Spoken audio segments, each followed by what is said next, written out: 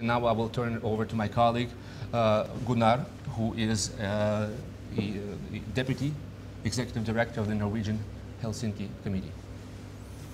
Thank you.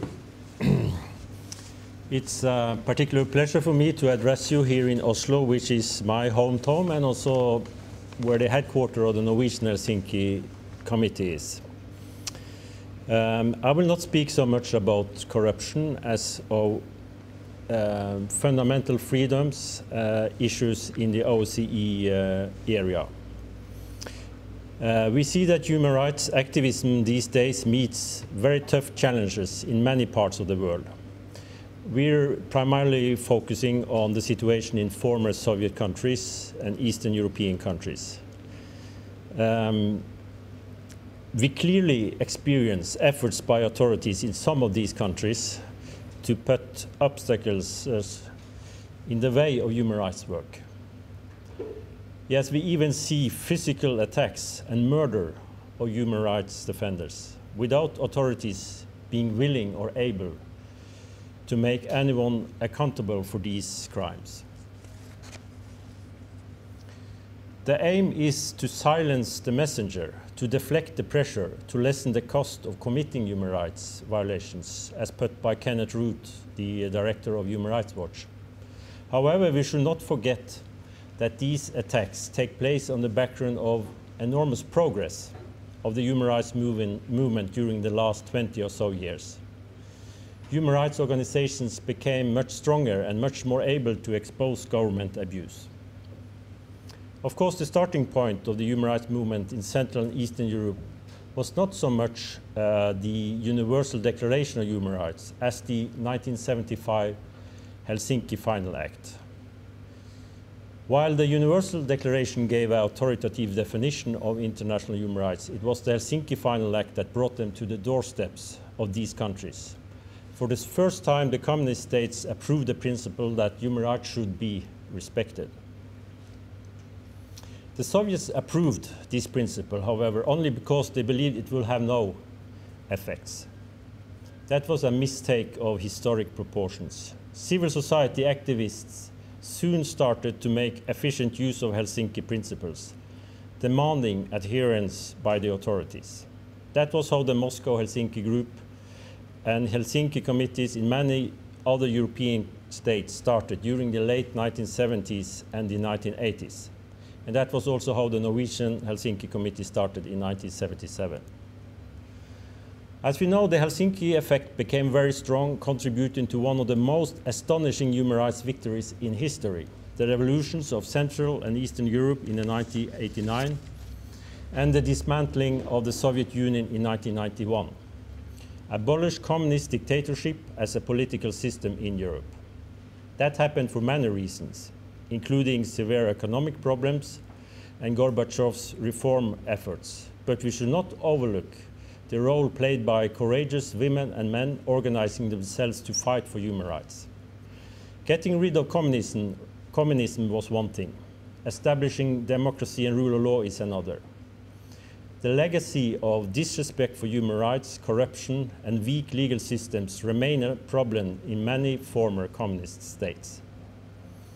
We could speak about the new electoral authoritarian regimes of the post-Cold War era. They have formally adopted liberal democratic institutions, but instead of letting these institutions function freely, they manipulate them.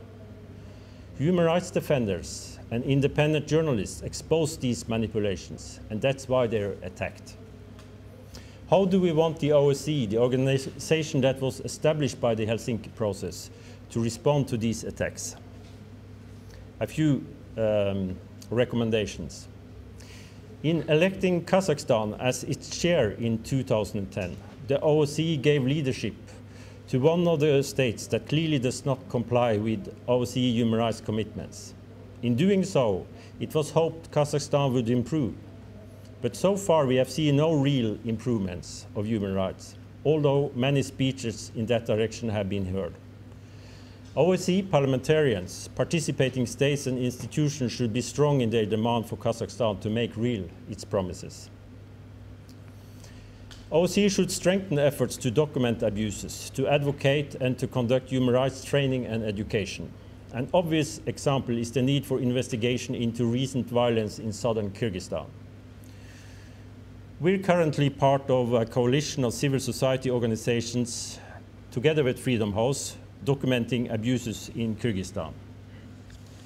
But additionally, there is clearly a need for a UN-mandated investigation into what triggered the violence and who to hold accountable for abuses. Kazakhstan, as the chair, should take initiatives in line with OSCE commitments to improve the situation in the country. Kyrgyzstan could develop into democratic rule if sufficiently supported, or further into chaos and conflict. OSCE should strengthen its support for protection for human rights defenders who face intimidation and attacks. Civil society is a key in creating sufficient domestic and international pressure for democratization and rule of law. Civil society is also a key to exposing corruption. We see these days increased threats to and pressure against human rights defenders, also in Kyrgyzstan. And finally, human rights-friendly governments should become much bolder in defending human rights and criticizing abuses. It is a short-sighted and wrong approach to neglect the well-being and human rights of the population in order not to disturb political or economic interests. Russia's President Dmitry Medvedev visited Oslo in April this year. Challenged by the Norwegian Prime Minister Jens Stoltenberg, he admitted that Russia has some human rights problems.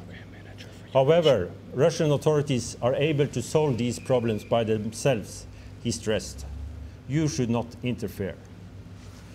Medvedev, by his answer, dismissed the truly international character of human rights, which is so importantly stated by the Universal Declaration as well as the Helsinki Final Act. As citizens of the world, we all have a stake in the human rights situation of other countries and of the citizens in those countries, although they live very different places. That's what the OSCE is about. Thank you.